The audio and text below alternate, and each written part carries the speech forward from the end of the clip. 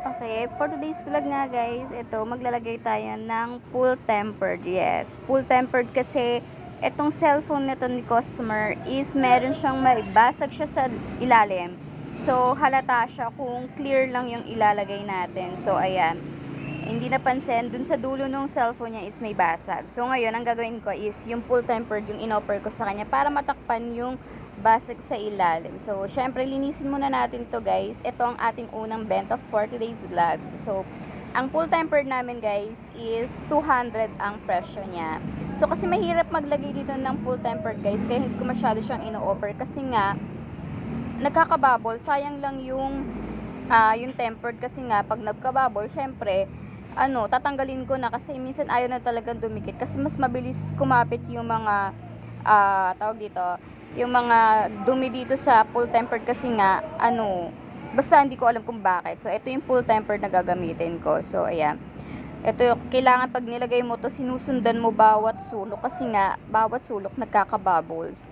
Hindi siya tulad nung clear, na pag nilagay mo siya, dire-diretso siyang, dumidikit. Ito hindi. Kailangan pulido yung pagkakalagay mo. Kaya medyo nahihirapan talaga ako dito kahit na everyday ko naman tong ginagawa.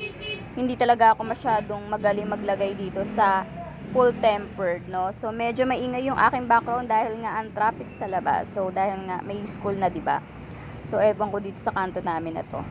Laging maingay. So ayan nga, ganyan guys. Bawat sulok niyan is may bubbles. Lalo pat basag yung ilalim nito, kaya mayroon talaga siyang bubbles. Nahihirapan ako kung paano siya ipipit dun sa cellphone nang hindi mahahalata. Kasi nga, basag nga yun, ibig sabihin may tendency na magkakahangin siya.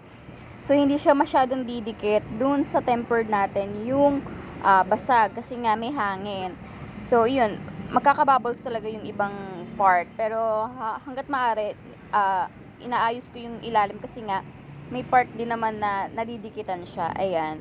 So, medyo, ito, hindi to perfect guys. Kasi nga, may basag na tong phone niya. Kaya, meron ng bubbles. Pero, kokonti lang naman yung mga bubbles na lumabas dito sa full tempered natin. Ayan. So, tingnan ko yung bawal sulo kasi nga, nagkaka-bubbles talaga siya. Ayan.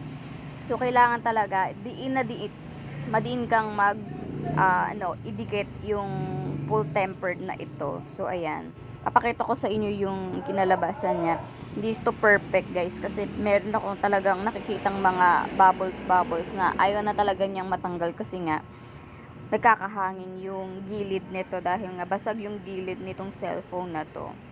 So, ang unit nito is Realme C25. So, ayan. Kung wala tong basag, madali lang to. Ayan guys. Pero not perfect.